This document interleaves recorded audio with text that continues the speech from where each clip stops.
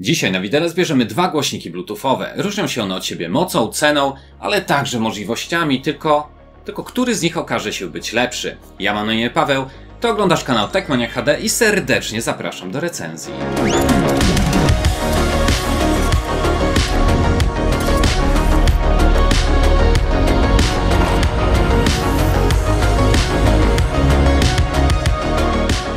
Rozpocznijmy od modelu T6, czyli tego w kształcie tuby. Już na samym opakowaniu producent zdradza nam najważniejszą cechę głośnika. Otóż dźwięk nie jest jednokierunkowy, a rozchodzi się przestrzennie na wszystkie strony. Stąd na opakowaniu kółeczko z dopiskiem 360 stopni. Poniżej widzimy też, że mamy tutaj do czynienia z przetwornikami o łącznej mocy 25 W oraz baterią działającą do 15 godzin. Po otwarciu pudełeczka na froncie wita nas karta gwarancyjna, no i oczywiście to co najważniejsze. Sam głośnik w foliowym woreczku. Designem oraz budową nawiązuje on odrobinę do termosu. No ale odstawmy go jeszcze na chwilę, bowiem coś tam jeszcze jest. Rzeczywiście, kable USB, instrukcji oraz przewodu mini jack nie mogło tutaj zabraknąć. Przeskoczmy teraz do modelu Mega. Jak sama nazwa zdradza, głośnik ten powinien charakteryzować się podwyższoną mocą aniżeli większość bluetoothowych odpowiedników. No i owszem, 40 W realnej mocy muzycznej wystarczy do tego, aby rzetelnie zapracować sobie na nienawiść sąsiada.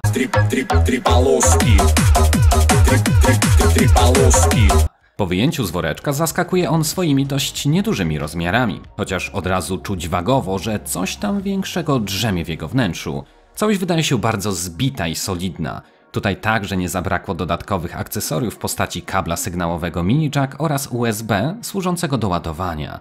Na samym dnie odnajdziemy też standardową papierologię. Po zestawieniu obydwu głośników obok siebie widzimy, że pomimo sporej różnicy w mocy, gabarytowo są one dość zbliżone sobie. Co prawda rozmiar to nie wszystko, bowiem T6 waży 414 gramów, a Mega 655. Design mocnego braciszka raczej nikogo w zachwyt nie wprawi. Co prawda brzydki nie jest, ale też nie obfituje w fajerwerki. Na jego spodzie umieszczone są dwie duże, podgumowane stopki. Zapobiegają one wibracjom oraz przesuwaniu się po powierzchni podczas głośniejszego odsłuchu. Wszędzie dookoła znajduje się perforowana blacha, a na tyle złącza. Widzimy tutaj line-in, do którego możemy podłączyć przewodowo dowolne urządzenie. Kolejno przełącznik suwakowy zasilania, miejsce na micro USB pozwalające na odtwarzanie ulubionych MP3 prosto z karty. Jako ostatnie mamy tutaj złącze zasilania zakończone standardem micro USB. To co widzimy u góry jest panelem dotykowym. W dzień za bardzo nie rzuca się to w oczy, ale jest on podświetlany. W mniej nasłonecznionym miejscu czy po zmroku sprawia to miłe wrażenie. Głośność można regulować przesuwając palcem wzdłuż linii lub dotykając jej krawędzi. Na topie znajduje się też czytnik NFC, pozwalający na szybkie i bezproblemowe parowanie z telefonem. Jest to niezwykle wygodne rozwiązanie, zwłaszcza wtedy, gdy kilku domowników naprzemiennie korzysta z głośnika.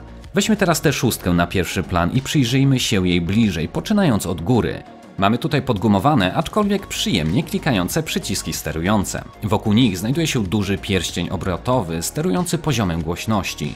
Przeskoki są delikatnie wyczuwalne, przez co zabawa nim jest bardzo satysfakcjonująca i wręcz, powiedziałbym, może nawet uzależniająca.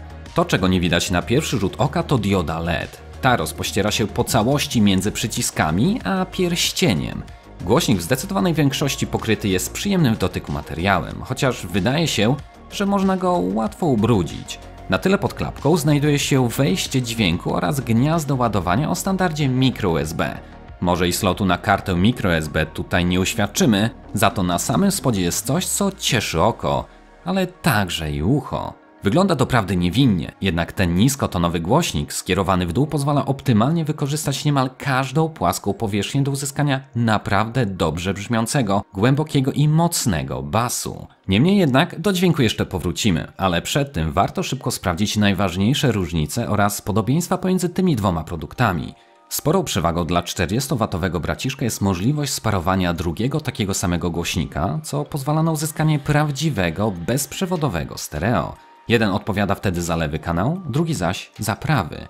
W ten sposób można konkretnie nagłosić nawet sporych rozmiarów pomieszczenie. Obydwa w teorii działają do 15 godzin, lecz żeby uzyskać takie czasy, mocniejszy model wyposażony został w dwie baterie o łącznej wartości 6600 mAh. Tronsmart T6 również posiada dwie baterie, lecz mniejsze, po 2600 mAh każda. Różnią się one także wersją Bluetooth. Mega korzysta z nowszego protokołu 4.2 z zasięgiem do 20 metrów, gdzie Tuba używa starszej wersji Bluetooth 4.1 z zasięgiem teoretycznym do 10 metrów. Obydwa posiadają wbudowane mikrofony, lecz te są, bo są. Brzmią na tyle słabo, że nikt z nami dłużej rozmawiać chcieć nie będzie.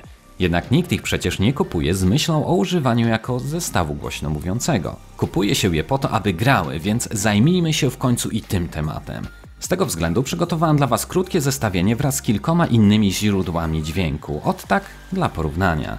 Pewnie część z Was rozważa zakup takiego głośnika nie tylko z myślą o połączeniu go z telefonem, ale też z laptopem, bo te, no przecież nie oszukujmy się, zwykle grają dość średnio. Dlatego też, aby pomóc Wam, dodam do zestawienia dwa tego typu komputery osobiste. Jednym jest 11-calowy notebook Lenovo z typowymi i bardzo słabymi głośnikami, spotykanymi w tego typu, no dość niewielkich konstrukcjach. Drugim jest wyższej klasy laptop gamingowy wyposażony w system 2.1 opracowany przez high-endową markę Klipsch. Głośniki średnio i wysokotonowe ukryte są tutaj pod listwą nad klawiaturą, a dość długi subwoofer schowany jest w przedniej części komputera, gdzie widzimy tylko małe ujście do niego. Dodajmy do tego wysokiej jakości układ dźwiękowy prosto od Sound Blaster i mamy jeden z lepiej grających laptopów. Oraz jako wisienka na torcie pełnoprawny zestaw 5.1 od Logitech rozstawiony po całym pokoju. Subwoofer jest pod biurkiem, frontowe satelitki na biurku, centralny na monitorze i dwa gdzieś tam z tyłu. Oczywiście porównanie jakości dźwięku czy charakterystyki brzmienia przez YouTube nie jest idealną formą testu. Wiele zależy w końcu od pomieszczenia, mikrofonu, tego na czym ten test odsłuchasz oraz wielu innych czynników, jednak wciąż jest to lepsze niż nic. Poświęć więc minutkę, aby wyłapać wszelkie różnice. Zaczynajmy.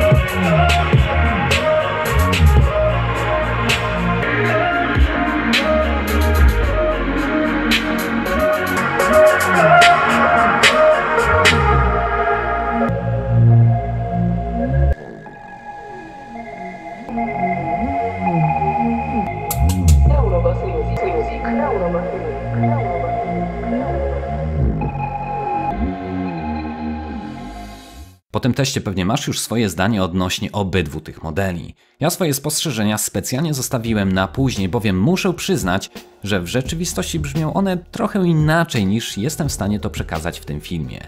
T6 ma bardzo mocny, ale i przyjemnie rozchodzący się bas. Jest to ten rodzaj głośnika, gdzie po włączeniu mówiłem po prostu wow, ale to brzmi. Jednak tak na dłuższą metę, tak solidna porcja niskich tonów zwyczajnie męczy. Z drugiej strony mamy mocniejszego braciszka i ten wydaje się brzmieć dużo czyściej, klarowniej, jednak bas jest jakiś taki zagubiony. Takie też jest brzmienie obydwu tych głośników po wyjęciu prosto z pudełka. Po prostu tak zostały domyślnie zestrojone, ale to przecież nie oznacza, że musi tak pozostać. Przy pomocy korektora graficznego w telefonie czy w komputerze możemy w 5 minut szybko dopasować charakterystykę do naszych upodobań. Często takie zabawy z korektorem graficznym średnio spełniają oczekiwania, lecz w tych obydwu modelach naprawdę warto poświęcić chwilkę tutaj na korekcję. T6 po podjęciu niskich tonów i dodaniu wysokich gra naprawdę dobrze. Nie ma tyle dudnienia mebli, za to dźwięk w końcu staje się dynamiczny i klarowny. Z kolei przy modelu Mega sytuacja jest zgoła odmienna. Tutaj warto podbić odrobinę niskich tonów dla wzmocnienia głębi i w końcu jest tak, jak być powinno. Ja doskonale rozumiem, że nie każdemu się przecież chce wejść do opcji equalizera i coś tam majtać tymi suwakami. Nawet jeśli tego nigdy nie robiłeś, czy nie robiłaś, to naprawdę warto w tym wypadku spróbować. Trudne to wcale nie jest, a dopiero wtedy obydwa te głośniki pokazują tak naprawdę, na co je stać. Przypuszczam, że na tym etapie pewnie masz już swojego faworyta. Niemniej jednak chciałbym przedstawić Ci zauważone przeze mnie wady i zalety obydwu tych modeli. Zacznijmy więc od zalet tuby. Ta wyróżnia się głębokim i czystym basem. Choć jest to rzecz gustu, powiedziałbym, że wygląda ona też naprawdę niegłupio, zwłaszcza w kolorze czerwonym. Sylwetka na kształt termosu jest też praktyczna i zajmuje bardzo mało miejsca. Plusem jest też wygodne sterowanie, a zwłaszcza to satysfakcjonujące pokrętło głośności. Jest precyzyjne i aż chce się nim kręcić bez końca. Choć dźwięk 360 stopni brzmi jak ściema, to w rzeczywistości ładnie wypełnia nutą całe pomieszczenie. Nawet wtedy, gdy pozostawimy go na środku pokoju. Jest też kilka kwestii, do których można się przyczepić. Może i brzmi to dosyć przewrotnie, zwłaszcza patrząc na zalety, to tak głęboki i czysty bas wprowadza w rezonans powierzchnię, na której postawimy tubę. Stolik szklany zaczyna dzwonić, lada kuchena ze sztućcami to samo. Stawiając tę szóstkę na biurko w nieprzyjemny sposób zaczyna nim trząść, co czuć mocno chociażby na myszce. Do wad zaliczyłbym tu także łatwą możliwość uszkodzenia głośnika niskotonowego. Wrzucenie go do plecaka z innymi przedmiotami może po prostu się źle skończyć. Przechodząc teraz do zalet modelu Mega, na pewno wyróżnić musimy zdolność do odtwarzania plików MP3 z karty pamięci, NFC ułatwiające życie, technologia TWS pozwalająca na połączenie dwóch głośników w prawdziwe bezprzewodowe stereo.